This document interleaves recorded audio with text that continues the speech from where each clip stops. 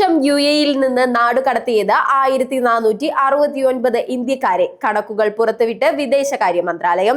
UAE-യിൽ കഴിഞ്ഞ 5 വർഷത്തിനിടെ ഏറ്റവും കൂടുതൽ പേരെ നാടുകടത്തിയത് ഈ വർഷമാണ്. 2021 മുതൽ 4000 പേരെയാണ് ഇവിടെ നിന്നും നാടുകടത്തിയത്.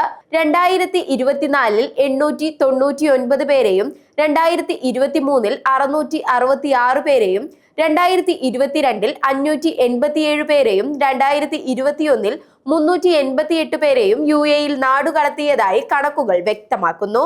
സിവിൽ, ക്രിമിനൽ കേസുകൾ, വ്യാജ ജോലി വാഗ്ദാനം, പെർമിറ്റില്ലാതെ ജോലി, തൊഴിൽ നിയമലംഘനം തുടങ്ങിയവയാണ് നാടുകടത്തലിന് പിന്നിലുള്ള പ്രധാന കാരണങ്ങൾ. 2024-ൽ പ്രഖ്യാപിച്ച പൊതുമാപ്പിൽ നിരവധി ഇന്ത്യക്കാരെ പിഴയില്ലാതെ സ്വന്തം നാട്ടിലേക്ക് തിരികെ പോകാൻ അനുവദിച്ചിരുന്നു. ഇവർ തിരികെ വരാനുള്ള അനുവാദവും നൽകിയിരുന്നു. അതേസമയം ഏറ്റവും കൂടുതൽ പേർ നാടുകടത്തപ്പെട്ടത് സൗദി അറേബ്യയിൽ നിന്നാണ്. ഒരു വർഷത്തിനിടെ സൗദി അറേബ്യ നാടുകടത്തിയത് 10,884 പേരെയാണ്. ഇതിൽ റിയാദിൽ നിന്ന് 7,019 പേരും ജിദ്ദയിൽ നിന്ന് 3,865 പേരും ഉൾപ്പെടും. ആഗോളതലത്തിൽ 81 രാജ്യങ്ങളിൽ നിന്ന് 24,600 ഇന്ത്യക്കാരെയാണ് നാടുകടത്തിയത്. കേന്ദ്ര വിദേശകാര്യ മന്ത്രാലയം രാജ്യസഭയിലാണ് ഇത് സംബന്ധിച്ച കണക്കുകൾ പുറത്തുവിട്ടത്.